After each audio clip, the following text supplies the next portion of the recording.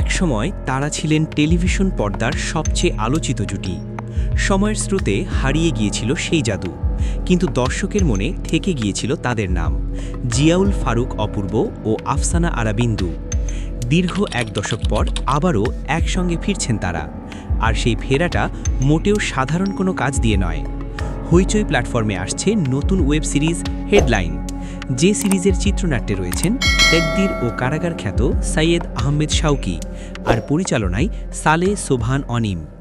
রাজনৈতিক থ্রিলার ঘরানার এই গল্পে এক দুর্ধর্ষ সাংবাদিকের চরিত্রে দেখা যাবে অপূর্বকে, যেখানে সত্য বলার মূল্য হতে পারে জীবন। এই সিরিজে অপূর্ব ও বিন্দুর সঙ্গে গুরুত্বপূর্ণ একটি চরিত্রে অভিনয় করছেন ইয়াশ রোহান।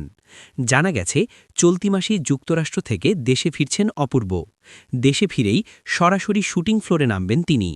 অন্যদিকে বহুদিন পর পর্দায় ফেরার প্রস্তুতিতে ইতোমধ্যেই নিজেকে ভেঙে গড়ছেন আফসানা আরা বিন্দু।